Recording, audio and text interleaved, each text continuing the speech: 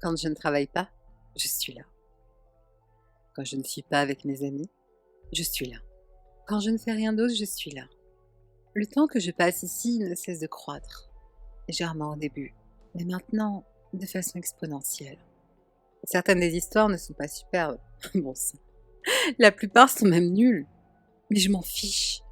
Si elles ne sont pas bonnes, elles ont au moins le mérite d'être drôles. C'est tellement mauvais que ça en est bon, comme on dit.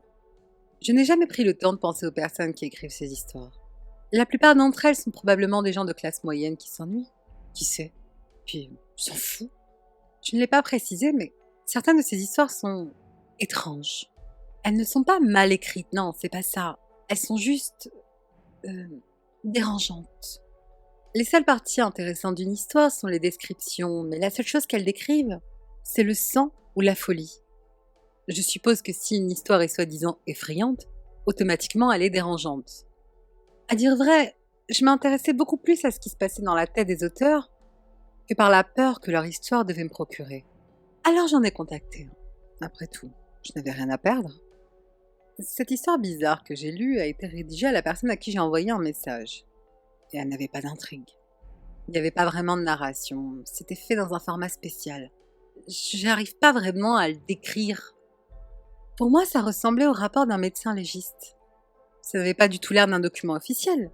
Mais encore une fois, je ne suis pas médecin légiste. Et je n'ai jamais vu de rapport officiel.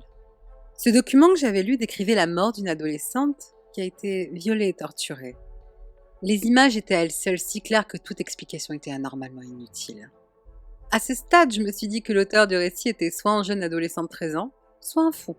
J'ai évidemment pris le chemin du rasoir d'Occam, et j'ai supposé qu'un gamin voulait juste se donner un genre.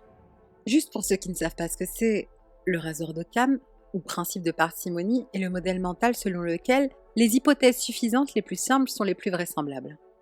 En d'autres termes, lorsque l'on est face à plusieurs hypothèses, il est préférable de privilégier celle qui explique le plus simplement les choses.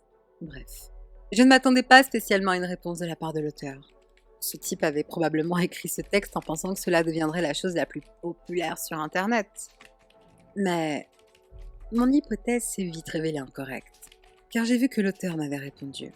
Pour vous situer le contexte, j'avais lancé la conversation en demandant simplement ce qui avait poussé l'auteur à écrire cette histoire. La réponse de l'auteur avait été très simple. Pourquoi?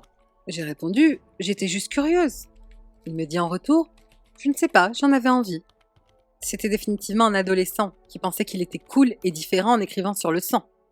Eh bien, comme critique constructive, je vous suggère d'écrire quelque chose qui est en fait une vraie histoire. Il ne suffit pas de décrire le corps d'une fille morte. Ce n'est pas vraiment effrayant et, en toute sincérité, ce n'est pas très intéressant à lire. Un message, je le reconnais, un peu sarcastique, je l'admets. Mais je voulais vraiment aider cet ado à écrire des histoires plus intéressantes dans un futur proche. Il m'a juste répondu « Ok, merci. Cela ne mènerait nulle part. » Cet adolescent ne se souciait clairement pas de l'histoire qu'il avait écrite. J'ai essayé un autre auteur, qui a écrit une histoire sur une maison hantée par le fantôme d'un soldat de la guerre civile. L'histoire n'était pas du tout effrayante. Enfin, moins que la précédente, qui elle était dérangeante. Là, c'était juste une romance. La fille qui a emménagé dans la maison hantée a fini par tomber amoureuse du soldat et il n'y avait rien d'effrayant à ce sujet. L'écriture, quant à elle, était horrible. La grammaire était tout à fait erronée, des fautes d'orthographe partout, le tout se composait en un paragraphe sans quasiment aucune ponctuation. J'ai envoyé un message à l'auteur avec le même message que j'avais envoyé au dernier, en lui demandant ce qu'il avait poussé à écrire. Sa réponse a été « Pourquoi ?» La même réponse que la dernière. Évidemment, c'est une coïncidence. Alors j'ai écrit une réponse différente. J'ai quelques critiques constructives pour vous. Et sa réponse a été « Ok, bon. » J'ai donné ma critique, énonçant les mêmes choses que j'avais notées auparavant. La terrible grammaire, l'horrible intrigue, le fait que cela n'est pas approprié au site sur lequel il a été posté, etc. Il n'y a eu aucune réponse par la suite. J'ai essayé avec de nombreux autres auteurs, la plupart en vain. Soit aucune réponse, soit les conversations étaient aussi courtes que les deux premières. Je ne suis pas allée bien loin.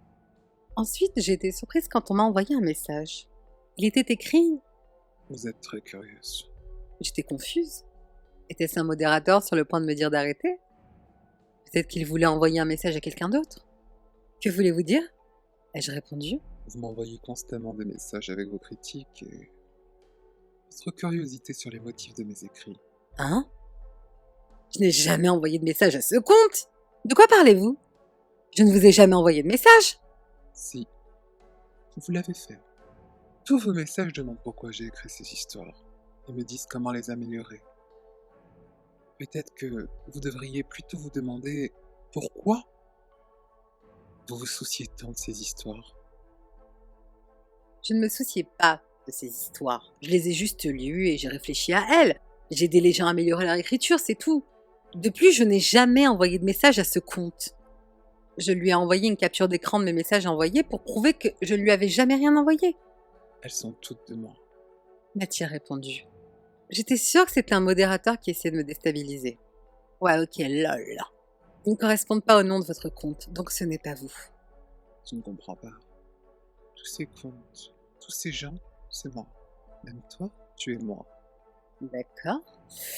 Cette personne était évidemment un troll.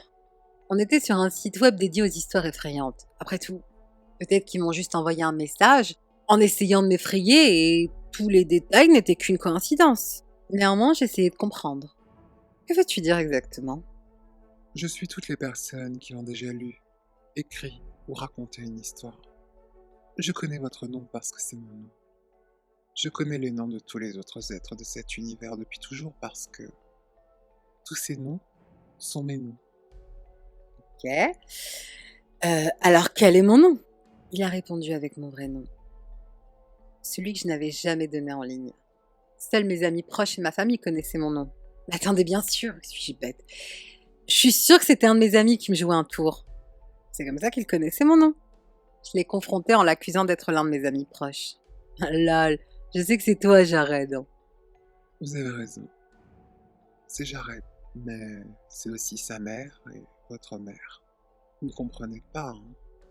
Je suis chaque être qui a jamais vécu pour raconter une histoire. C'était donc juste Jared. Je lui ai envoyé un texto lui disant que c'était une bonne blague et je lui ai demandé comment il avait réussi à trouver mon compte.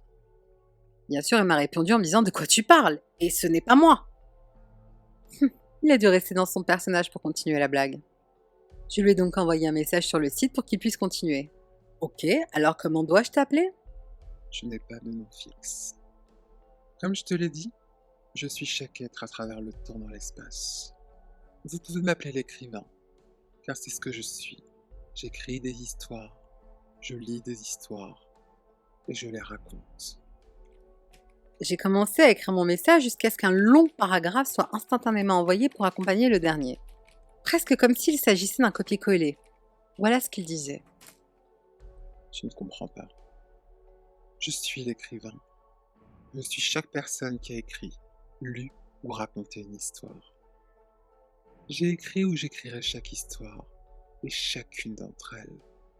Je suis l'incarnation de chaque personne qui écrira une histoire ou qui en racontera une. Tu es toi-même dans une histoire en ce moment même où tu es en train de me lire. Cependant, tu n'es pas non plus dans l'histoire. Tu existes en réalité à un moment donné. Les événements qui se déroulent actuellement se produiront ou se seront déjà produits. L'être qui lit cette histoire fait également partie d'une autre histoire. Cette histoire sera écrite et se déroulera également dans la réalité, comme toutes les histoires. Chaque histoire que tu lis ou que tu raconteras aura lieu ou a déjà eu lieu dans une réalité.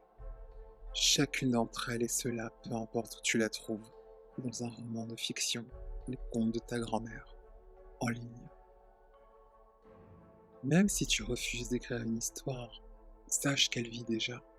En effet, cette histoire d'un tueur en série effrayant, même si elle a été mal écrite, se produira dans la réalité. Cette histoire d'une cartouche de jeu effrayante trouvée dans une benne à ordures se produira. Cette histoire d'un grand homme sans visage qui enlève des enfants se produira, si ce n'est déjà fait. Ces événements, ceux dont vous êtes témoin en ce moment, sont déjà écrits. Et la personne qui lit ou écoute l'histoire de ces événements deviendra bientôt une histoire que quelqu'un écrira. Si ce n'est pas déjà le cas.